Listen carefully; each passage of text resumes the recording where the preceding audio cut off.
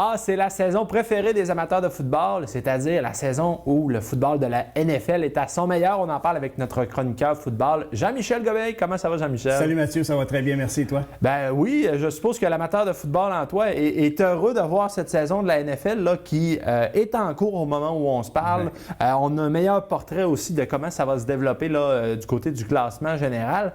J'aimerais te demander, est-ce qu'il y a des équipes surprises depuis le début de la saison pour toi? Absolument. Donc, je pense à la première équipe, il y a les Patriots de la Nouvelle-Angleterre, donc qui ont remporté une 10e victoire consécutive contre les Giants de New York.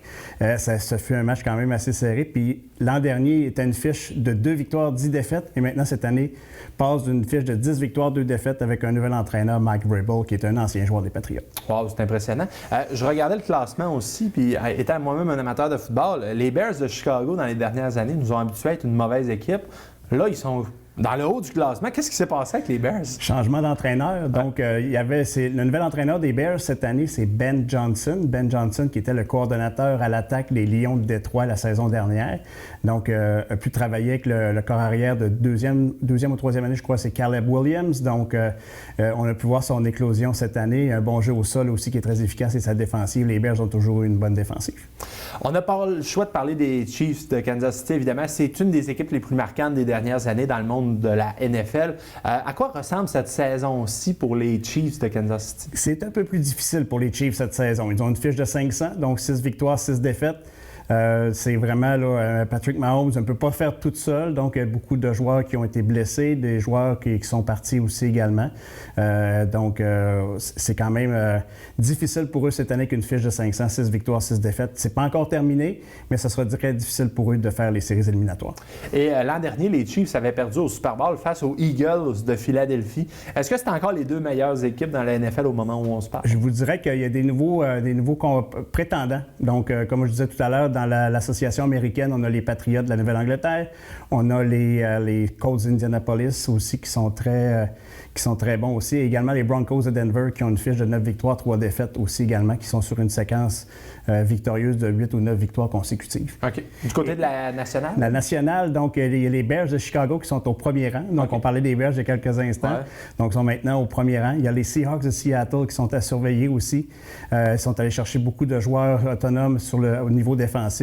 Et l'éclosion aussi de Sam Darnold, qui était avec les Vikings du Minnesota la saison dernière, a aidé beaucoup l'attaque des Seahawks. Qu'est-ce qui sera à surveiller pour le restant de la saison dans la NFL? Est-ce qu'il y a des équipes qui se battent toujours pour leur siège en série? Il y a quelques équipes qui sont encore dans le portrait des séries éliminatoires. Il va y avoir des belles courses à surveiller d'ici la fin de la saison. Je pense à mon équipe, les Cowboys de Dallas, donc qui sont sur une séquence de 3 victoires consécutives depuis leur bye week, excusez-moi l'expression. Semaine de repos. Semaine de repos, c'est ça, exactement. Donc, c'est leur bye week. Ils sont revenus en force avec plusieurs transactions à des joueurs clés au niveau défensif.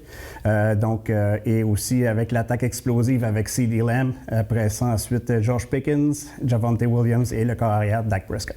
Ce qui est intéressant dans le monde du football, c'est qu'il y a plein de petites histoires. Il y a les équipes, mais il y a aussi les individus, les joueurs qui sont en mesure parfois d'aller chercher des records personnels. Est-ce qu'il y a des records qui pourraient être battus cette année dans la NFL? Pas nécessairement. Donc, il y a des records qui sont... Il y a toujours des choses qui continuent, mais pour l'instant, là, je ne vois pas de record particulier qui sera battu cette année. Et du côté du titre de MVP, on entend souvent parler de ça, là, le meilleur joueur, Most Valuable Player, meilleur joueur de la saison, joueur le plus productif. Est-ce qu'il y a des joueurs qui sont favoris depuis le début de la saison? Étonnamment, le corps arrière des Rams de Los Angeles, Matthew Stafford, donc à son âge, qui est un vétéran de plusieurs saisons dans la NFL avec les Lions ainsi que les Rams, a une saison extraordinaire qui est vraiment là, au-dessus des attentes. Donc, Matthew Stafford, il y a aussi le corps arrière des Patriots, Drake May, qui est en sa 2e saison. Donc, il a une fiche de 10 victoires, 2 défaites et qui a une moyenne et un bon pourcentage de passes complétées aussi également. On va jouer au jeu des prédictions maintenant en vue des séries éliminatoires. Probablement que la prochaine fois qu'on va se parler, ça va être au lendemain du Super Bowl, après le Super Bowl. Si on regarde le portrait actuel de la NFL, qui sont les favoris pour remporter les grands honneurs selon vous? Selon moi, donc, pour l'instant, c'est quand même une bataille encore serrée. Donc, on est au mois de début décembre. C'est là que vraiment les équipes qui vont ressortir du lot. Il n'y a pas vraiment d'équipes qui se démarquent en tant que telles. Il y en a qui ont des fiches de 9 victoires, 3 défaites, 10 victoires, 2 défaites. Mais ce que je peux dire, c'est que les Seahawks vont être à surveiller, également les Bears. Il ne faut pas oublier les Bills de Buffalo aussi également, avec leur carrière Josh Allen, qui sont dans la course aux éliminatoires pour participer. Sans oublier aussi, il y a des équipes comme les Ravens qui sont dans une course aux séries éliminatoires aussi également. Est-ce que les Chiefs sont encore dans les équipes à surveiller? Il faudrait beaucoup de miracles pour qu'ils puissent participer aux séries éliminatoires. Leur défaite lors de l'Action de grâce américaine contre les Cowboys a fait mal, donc ils sont rendus avec une fiche de 500. Il reste 5 matchs à jouer d'ici la fin de la saison. C'est pas impossible, mais ça va être très difficile parce que le portrait est très serré dans l'association américaine. OK, c'est intéressant. Je me permets peut-être une petite question en lien avec l'avenir dans le monde de la NFL, du football. En vue de la prochaine saison, l'an prochain, est-ce qu'il va y avoir des nouveautés dans la NFL l'an prochain? On va continuer les matchs internationaux. Cette année, il y a eu encore 5 à 6 matchs internationaux qui se sont joués dans la NFL. Wow. Donc, ça s'est joué au Brésil, en Angleterre, en Allemagne et ainsi qu'en Espagne.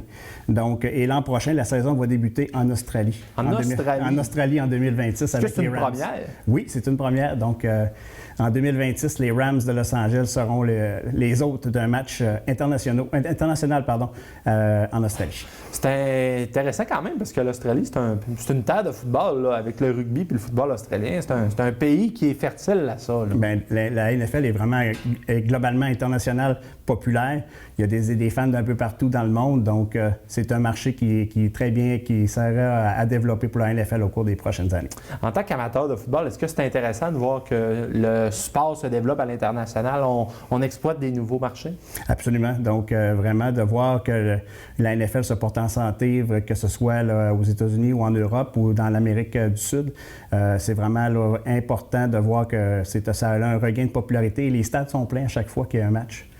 Donc, c'est vraiment intéressant. C'est intéressant. Il y a peut-être au Canada qui nous reste à peut-être essayer d'attirer des matchs. Et pourquoi pas? Donc, pourquoi pas des marchés comme Toronto, Montréal, Vancouver. Donc, c'est peut-être des endroits où des équipes, je pense à Toronto avec les Bills, les Seahawks à Vancouver et peut-être même les Patriots à Montréal, on ne sait jamais. Donc, oui, il y a un marché à Montréal, au Canada, mais c'est vraiment là, à l'international qu'on va développer. On se reparle plus tard durant l'hiver.